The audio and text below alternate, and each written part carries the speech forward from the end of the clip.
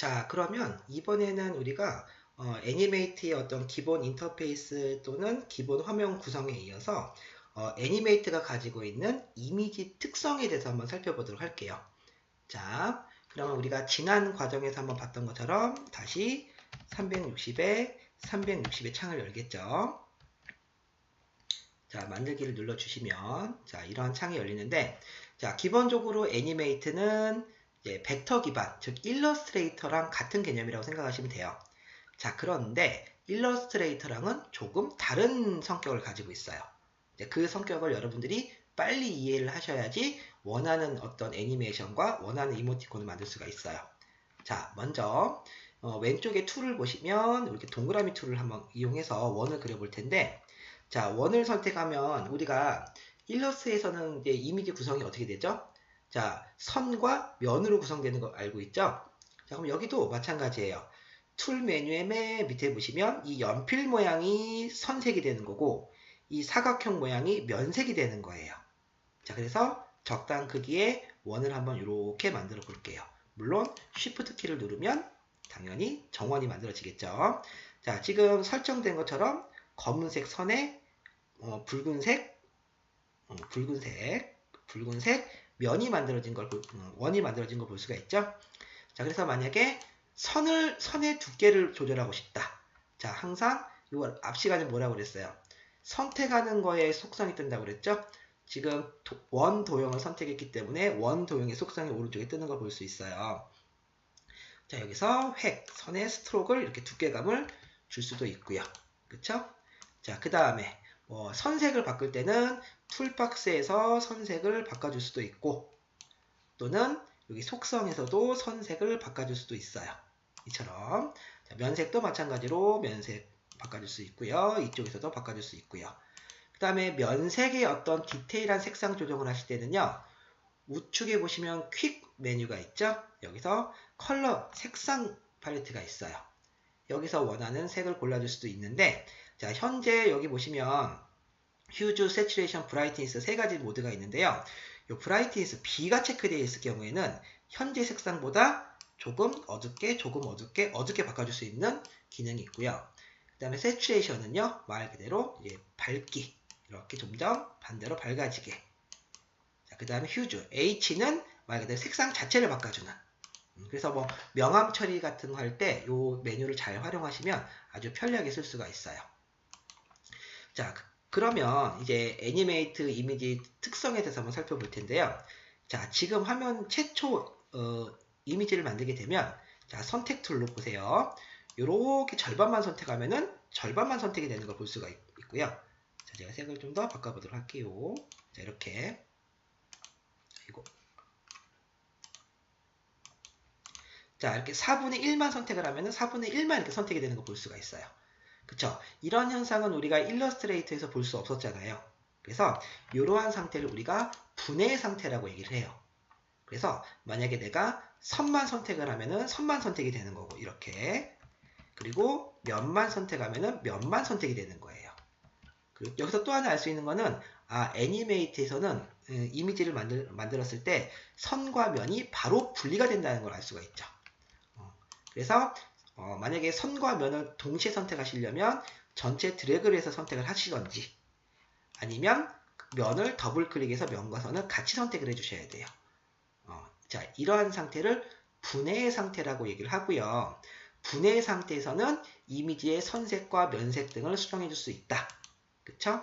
자, 그 다음에 만약에 선을 지우고 싶을 때는 선만 잡아서 이렇게 지우실 수도 있다는 거죠. 자, 그러면 이번에는요, 이 분해 상태일 때 특징을 좀 살펴보면요. 자, 이런 게 돼요. 자, 현재 분해 상태에서는요, 이 선택 툴로 스트로크 외곽에 갖다 대보면, 자, 지금처럼 이렇게 커서 옆에 동그란 곡선 모양으로 나타나는 때가 보이죠. 자, 이때 클릭해서 드래그를 하면은 이렇게 바로 변형을 할 수가 있어요. 이런 식으로. 그쵸? 자, 분해 상태에서는 이런 특성을 가지고 있다는 거예요. 자, 제가 전체 선택해서 지우고, 이번에는 사각형 메뉴를 한번 그려볼게요. 자, 사각형 메뉴 상태, 처음에 최초 그렸을 때도 분해 상태로 그려지죠. 자, 분해 상태의 경우에는, 자, 이 면에 가서 이렇게 선을 수정할 수도 있고요. 또는 모서리에 가서도 이렇게 변형을 시킬 수가 있어요. 자, 이런 특성을 가지고 있기 때문에 우리가 일러스트레이터에서의 요 직접 선택 툴, 이 직접 선택 툴을 잘 사용하지 않는다라는 거예요. 왜? 분해 상태에서는 이게 바로 가능하니까. 그쵸? 자, 이런 식으로 이미지를 만들고 나서 우리가 분해 상태에서 수정하는 방법, 편집하는 방법을 알아봤고요. 자, 그 다음, 자, 이번에는 제가 분해를 하나 이렇게 동그라미 하나 그렸고요. 자, 복사를 할 때는 선택해서 Alt키 눌러서 이렇게 복사를 하시면 돼요. 그래서 두 번째 복사 녀석은 이런 지금처럼 색을 바꿨어요. 자, 이렇게 분해 상태일 경우에는 선을 수정할 수가 있지만 또 이런 현상도 있어요. 자, 이렇게 겹쳤죠? 자, 그럼 얘도 분해였고 얘도 분해였었어요. 자, 분해와 분해가 만나면 이렇게 잘려버린다는 거. 이거 조심하셔야 돼요. 그래서 애니메이트에서 뭔가를 드로잉 하실 때는 반드시 옆에서 떨어뜨려 놓은 상태에서 드로잉을 하셔야 돼요. 떨어뜨려 놓은 상태에서 드로잉 해야지 그냥 여기 위에다가 무언가를 이렇게 바로 이렇게 만들어 버리면 이 부분이 이렇게 바로 잘려 버린다는 얘기예요. 아시겠죠? 자, 근데 요게 이제 수정이라든지 이런 게 편해서 분해 상태로 처음에 그리지만 이게 다 완성했을 때는 좀 불편할 때도 있어요. 분명히 두 개가 겹쳐야 되거나 아니면 이동을 해야 되거나 그럴 때. 자, 그럴 때는 잘 보세요. 자, 분해 상태에서 내가 원하는 완성된 뭐 이미지를 만든 다음에는 그 부분을 전체를 다 이렇게 선택을 해서 컨트롤 G 그룹을 눌러주시면 되는 거예요. 지금처럼 컨트롤 G 그쵸? 그룹을 눌러주시게 되면 이제 한 부분만 선택이 되거나 또는 이미지가 이렇게 편집이 되지 않아요. 여기서부터가 어떻게 보면 일러스트레이터의 그 이미지랑 비슷한 개념이 된 거죠. 그리고 또 하나 이렇게 분해와 분해의 이미지가 만났을 때 아까 이미지가 깨졌었잖아요. 그렇죠? 근데 이렇게 컨트롤 G를 눌러서 그룹과 그룹이 만나게 되면 그렇죠? 그룹과 그룹이 만나게 되면 이게 깨지지가 않고 이 이미지들끼리의 높이가 존재하게 생기는 거예요. 그렇죠? 그래서 우리가 일러스트레이터에서 오브젝트의 높이 조절할 때는 컨트롤 오른쪽 대괄호 왼쪽 대괄호를 눌렀다면 애니메이트에서는요. 자, 컨트롤 키보드 방향키 아래키 위에키 요렇게 높이 조절을 할 수가 있어요. 물론 같은 레이어 안에서요. 그쵸? 자, 이렇게 높이 조절을 할 수가 있다. 키보드 방향키 위에키 아래키라는 거 잊지 마시고요. 자, 다시 지울게요. 자, 그 다음에 또 이제 오브젝트를 그릴 때 특징 중에 하나는 자, 보세요. 자, 사각형을 그린 상태에서 키보드를 떼지 않고 키보드 방향키 밑에 키를 눌러주시면 이렇게 라운드 사각형을 바로 만들 수가 있어요. 키보드 아래 키를 눌러주면 안쪽으로 부드러운 라운드 사각형, 키보드 방향키 위에 키를 눌러주면 위쪽으로 부드러운 사각형을 만들 수가 있다는 거죠. 자, 한번 이렇게 라운드 사각형을 만든 다음에는 그 다음부터도 계속 라운드 사각형이 만들어져요. 그쵸?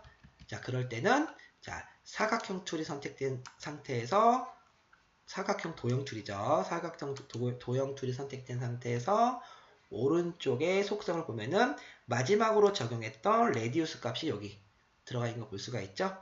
다시 정사각형, 직사각형을 만들 때는 0을 눌러주시면 돼요. 그쵸? 그럼 다시 직사각형을 만들 수가 있고요.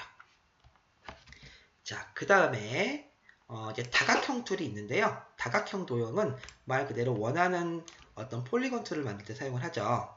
자, 이때 다각형 도형 툴이 선택이 되었다면 오른쪽에 보시면 옵션. 자, 옵션에서 다각형과 별을 만들 수가 있어요. 별, 다각형. 자, 다각형 같은 경우에는 뭐 육각형을 만들 때는 지금처럼 육각형을 만들 수가 있고요. 또는 별로 바꿔주시게 되면 별을 만들 수가 있는 거죠. 이런 식으로. 자, 이런 식으로 다각형 툴을 활용할 수가 있어요. 자, 이렇게 제가 지금 동그라미 툴, 사각형 툴, 다각형 툴에 대해 설명을 드렸고요. 자, 그 다음에 원하는 도형을 그린 다음에 다 완성을 하셨다면 그룹을 만드시라고 했죠. 그룹을 지었으면 이때부터는 수정이 안 돼요. 그쵸? 자, 그럴 때는요. 다시 이 도형을 수정해주고 싶으실 때는요. 자, 컨트롤 B라는 단축키를 눌러주시면 돼요. 즉, 컨트롤 B라는 거는 이미지를 다시 깨준다라는 거예요. 우리가 일러스트로 따지면 언그룹이 되겠죠.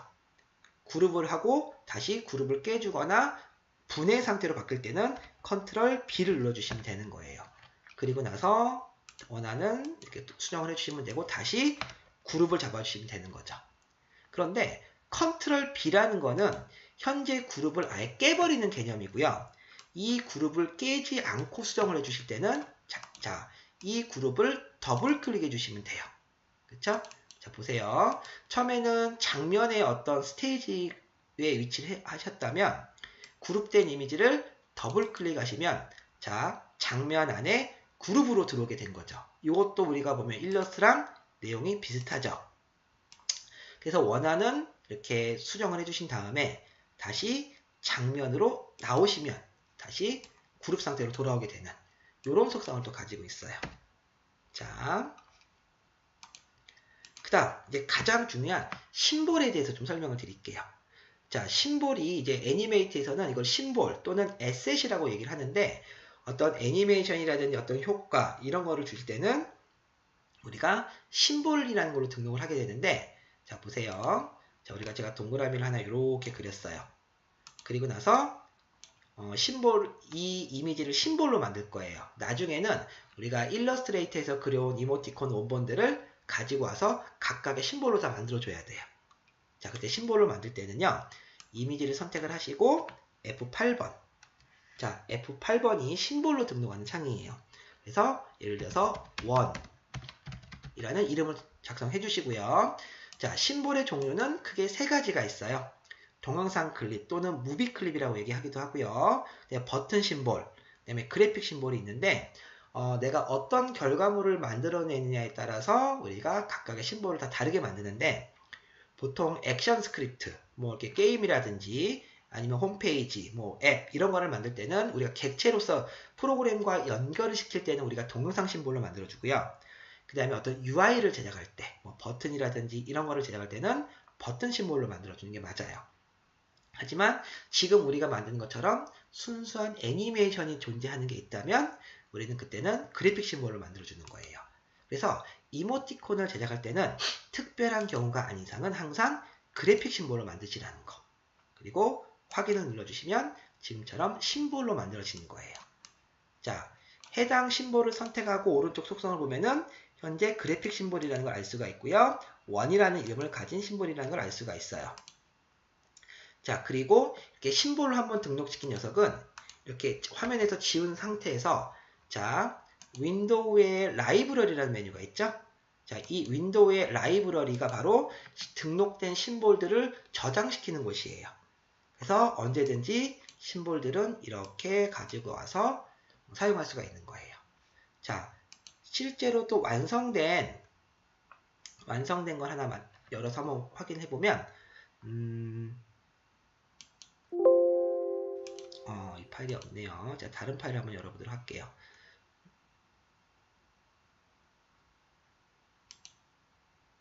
자, 제가 이제 서비스하고 있는 대왕티콘이라는 그 이모티콘인데요. 자, 이런 이모티콘이에요. 자, 이런 무비를 만들기 위해서 자, 오른쪽에 라이브러리를 한번 살펴보세요. 자, 이런 식으로 이 애니메이션 제작에 필요했던 여러 가지 이미지들을 이렇게 각각의 심볼로 등록을 시켜서 그 심볼을 등록시켜서 그때그때마다 꺼내와서 작업을 하는 그 이미지의 원본이 된 이미지라고 보시면 돼요. 자, 이렇게 각각의 심볼들이 되어 있는 걸 볼 수가 있어요. 그래서 여러분들이 일러스트에 있는 이미지를 나중에 불러와서 이제 가장 먼저 해야 되는 것이 이렇게 심볼로 등록을 시키시라는 거. 자, 그래서 애니메이트에서는 이 심볼이라는 녀석이 아주 중요하다는 거 꼭 잊지 마시고요. 그러면 우리가 이제 이 다음 시간에는요, 이 심볼과 이 타임라인을 이용해서 실제로 어떤 식으로 애니메이션이 만들어지는지 그 방법에 대해서 또 살펴보도록 할게요.